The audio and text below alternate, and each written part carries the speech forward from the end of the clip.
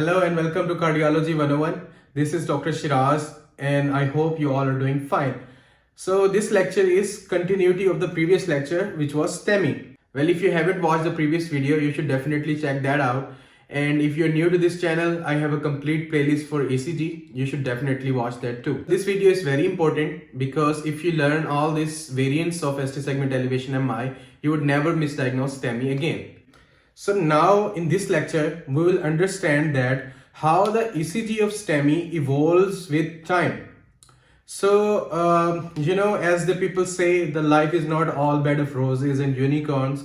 Similarly, ECG of STEMI does not always present with ST segment elevation. It depends on the time when the patient presented to you with acute pain. For example, if the patient had presented to you after 30 minutes of onset of pain, then we are not going to have ST segment elevation in most of the patients. What do we actually have is something called hyperacute T waves. So what do we mean by hyperacute T waves? Well, these are sort of T waves that are sloping upwards. They are acutely going up and they have very minimal ST segment elevation. So if the patient presents with you within 30 minutes, you conduct an ECG and you do not see ST segment elevation MI, but the history is suggesting of acute coronary syndrome and patient has hyperacute T waves, then you should definitely diagnose this patient as having ST segment elevation MI, even in the absence of ST segment elevation. Remember that in 30 minutes of presentation, we do not have our cardiac biomarkers for the diagnosis of STEMI. So how does hyperacute T waves look? Let me just give you an example. Well, as you can see that this is our QRS complex. This is our ST segment elevation. You see that there is very minimal elevation or no elevation at all. But we have hyperacute T waves. You see they are almost same as the R wave in amplitude, but sometimes they may be even less or even more sometimes. For example, in the case of V1 to V2, we have more T wave amplitude than we have of R wave.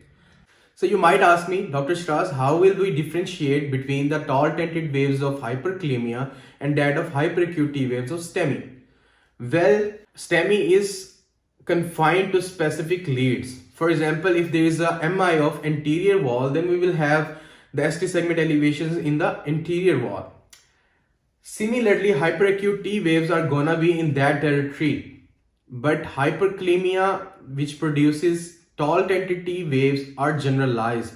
They are all over the ECG. There are other differences too, and I will make a separate video about it. I will show you on ECG what is the difference between hyperkalemic tall tented T waves and hyperacute T waves, and that will clear the concept for you. So our next topic is we learned that when patient presents after 30 minutes, we have hyperacute T wave. But after 30 minutes to hours, for example 2 hours or 1 hour, then we start having ST segment elevations, our standard ST segment elevations. So what happens is ST segment elevation and hyperacute T waves, how these two appear on ECG.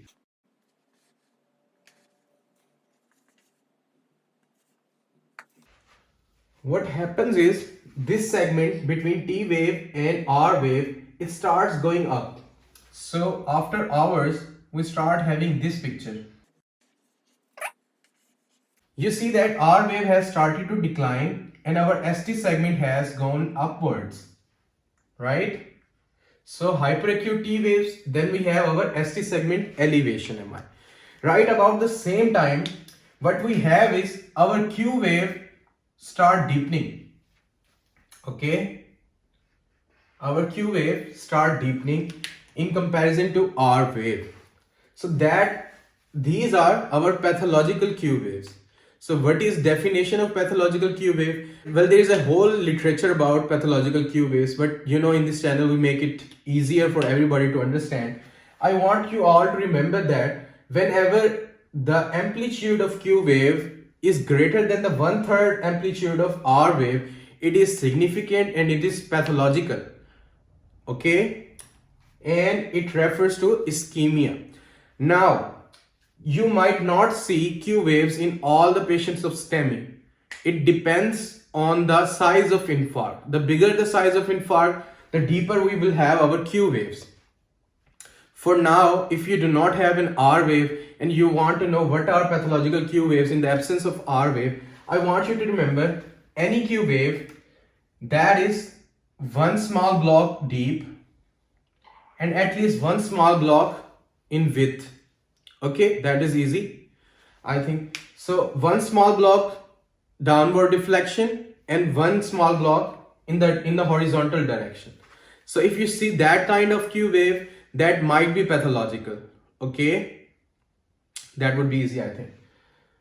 So then what happens? So our 12 hours has passed or more, we start seeing T wave inversions. We might still have ST segment elevation when we have our T wave inversion. We might also have our Q waves, but the pathological Q waves, and T wave starts appearing at that time. Then later on, as the MI progress, the ST segment start lying more on baseline, on our isoelectric line, and T wave inversion persist even for months. So if we see ECG of this sort, we will say that this is old ischemia or ischemia that has happened at least 12 hours earlier, 12 hours prior to the conduction of ECG.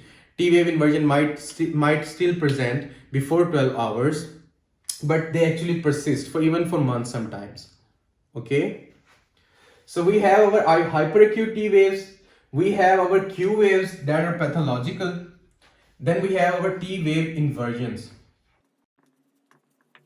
These are all STEMI or the indicators of STEMI. Whenever you see these kind of pictures on ECG, you should definitely rule out ST segment elevation MI. So I should also tell you at this point that there are other variables of STEMI too that we call ST segment elevation MI in the anterior lead. Sometimes, for example, when we have left bundle branch block and it is meeting a certain criteria that we will discuss later, we will also call it ST segment elevation MI. Sometimes we have DeWinter T waves. But for now, I want you all to focus on this and never misdiagnose the STEMI.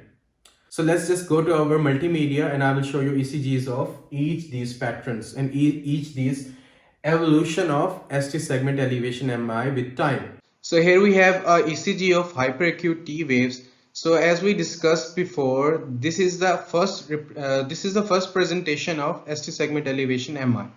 Now look at V1 to V6.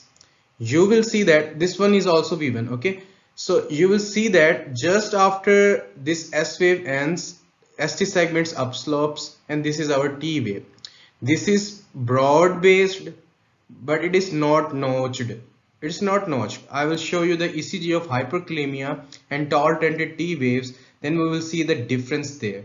You see these are confined to area of anterior wall. V1 to V6, that represents our anterior wall. Okay, so this is our first presentation of ST segment elevation MI. Now this is ECG of tall tented T waves of hyperkalemia. You see this is our narrow based and this one is notched. Okay, this one is notched as if somebody is holding it from above. It is notched and it is narrow based. And also look at this, it is not confined to anterior wall. It is also present in inferior wall and in high lateral wall. Alright, so this clears our difference between hyperacute T waves and tall tented T waves of hyperkalemia. Of course, the other clue we are gonna have is the history. So these are our pathological Q waves. There are three criteria that make the Q wave a pathological Q wave. The first one was that it should be deep, at least one small block. It is deeper like 4 small blocks, and it should be wide for almost one small block. It is almost 1.5 small block. The third one was it should be more than 1/3 of the amplitude of R wave. So if we count R wave from here to here, it is almost 8 small blocks, and this one is our 4 small blocks Q wave. So it is almost half of the R wave, which is more than 1/3 of the R wave. So it is our pathological Q wave. Let's just look how it appears on the ECG paper. So look at this from V1 to V6. What we have is there is no R wave. We have our Q waves so deep. I said before, the deeper the Q waves are, the more will be the area of infarct. Here are our T wave inversions in 1 and AVL. These leads represent our high lateral valve of heart. So this is ischemia of lateral valve of heart. We can also see that there is T wave inversion in AVR and V1 and almost in V2. So this is a disclaimer here. AVR is always negative, as we talked in the first video. If you haven't watched that video, you should definitely watch it. In the case of V1, you should remember two things. In the case of both male and female, the T wave inversion is normal. It should not be considered pathological or ischemic.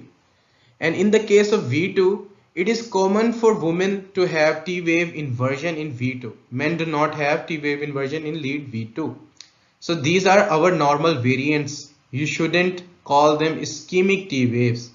Alright.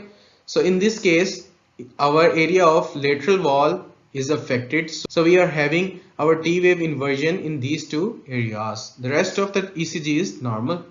This is the conclusion of our video. This is the normal morphology of ECG. These are hyperacute T waves. These are not as prominent as I wanted them to be, but they are broad based and they are not notched, and there is T wave is prominent. Then we have shortening of R wave, ST segment elevation. Okay. Then we start seeing Q waves. All right. These are our Q waves, and ST segment elevation persist, and so we start seeing T wave inversions. But later on, ST segment starts to settle down, but the T wave inversion remain. And in the later stages, when the STEMI has settled down, we even the T wave normalizes. Okay, well, thank you so much for watching this video. I hope you learned a lot from this video, and if this added value to your life and to your learning, you should definitely consider subscribing and share this to your friends, and I will see you in the next one. Thank you.